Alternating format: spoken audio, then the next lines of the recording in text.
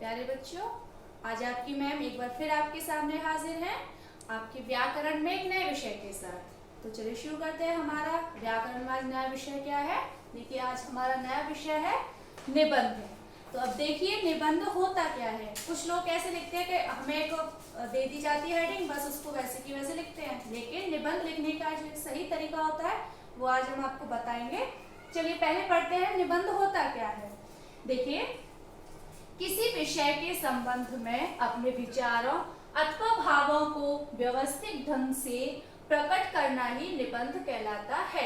यानी कि जो हमारे मन के विचार हैं या जो भाव हैं उनको हम एक व्यवस्थित ढंग से जो लिखते हैं वो हमारा क्या कहलाता है? निबंध कहलाता है। अब देखिए निबंध के अंग, निबंध के 4 अंग होते हैं।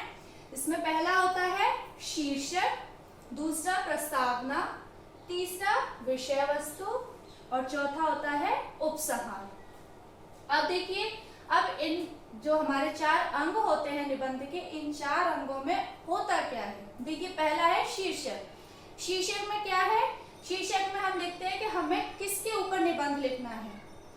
कि लिखा होता है विज्ञान वरदान या अभिशाप, प्रदूषण की समस्या, है ना। तो ये शीर्षक के अंदर आता है। अब आता है हमारा प्रस्तावना। अब देखिए प्रस्तावना में क्या आता है?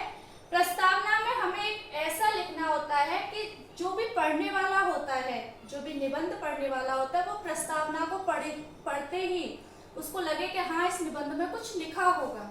तो प्रस्तावना में हमें लिखना है कि हमारा जो निबंध का शीर्षक है, हमें उस शीर्षक को पूरा उसका जो कुछ होता है उसको हमें से प्रस्तावना में ही दिखाना है, ताकि प्रस्तावना पढ़ने पर ही जो हमारा पाठक होता है वो उसको पढ़ने पर मजबूर हो जाए कि अरे इसमें प्रस्तावना में तो इतना अच्छा आया है, तो चलो पढ़ते हैं पूरे निबंध में क्या दिया होगा।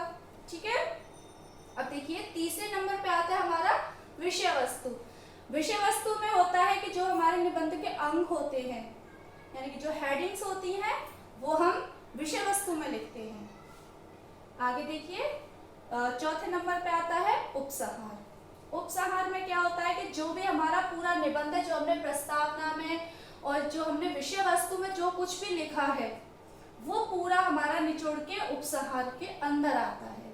यानी कि उससे जो हमारा विषय वस्तु, जो हमारा शीर्षक था, तो जैसे शीर्षक था कि वरदान विज्ञान जो एक वरदान और अभिशाप है, ये हमने शीर्षक लिया था, उसका प्रस्तावना लिखा, फिर उसकी विषय वस्तु लिखी।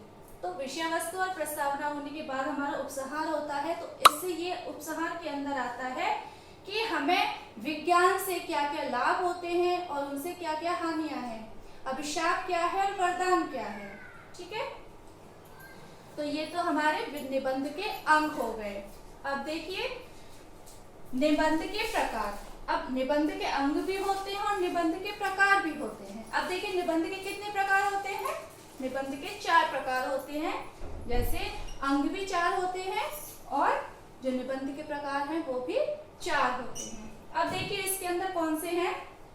पहला है विवरणात्मक निबंध। अब इसके अंदर क्या आता है? इसके अंदर आती है कि जो लेखक होता है उसकी जो कल्पनाएं होती हैं, जैसे ऐतिहासिक घटनाएं, तो उसके बारे में वो विवरण करता है, बताता है कि ऐतिहासिक घटनाओं में क्या हुआ था, कैसे हुआ था।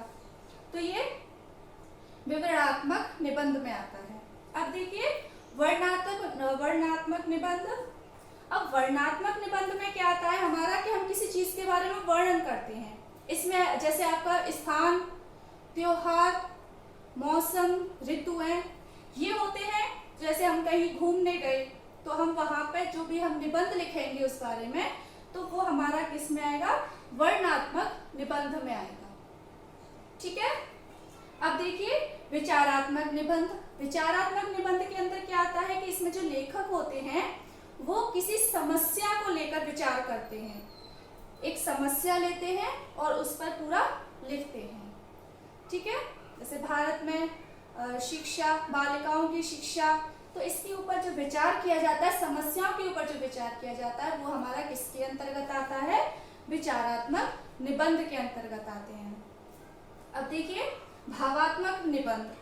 भावात्मक निबंध में क्या होता है कि जो लेखक होते हैं वो अपने मन के भावों को लिखते हैं। यानी कि इसके अंदर ऐसे निबंध आते हैं जो हम अपने आप लिखते हैं, अपने मन से लिखते हैं। जैसे अपनी प्रिय कक्षा अध्यापिका के ऊपर निबंध, अपने प्रिय नेता के ऊपर निबंध, अपनी प्रिय पुस्तक के ऊपर निबंध। तो ये जो है लेखक स्वयं से लिखते हैं। ठीक है, तो आपको अच्छे से समझ में आ गया होगा। तो आपको करना क्या है कि आपको अपनी व्याकरण के कार्य पुस्तिका में निबंध की परिभाषा लिखनी है, निबंध के अंग लिखने हैं और निबंध के प्रकार लिखने हैं। ठीक है, अब इसके साथ साथ आपका एक गृह कार्य और है कि आपको एक निबंध लिखना है, जो मैंने अभी शीर्षक में बताया था कि विज्ञान वरदान या अभिशाप। आपको इसके ऊपर ऐसे शीर्षक, प्रस्तावना, विषय वस्तु और उपसहार, इस तरीके से इनको ऐसे नंबर्स में डालते हुए आपको ये लिखना है। ठीक है।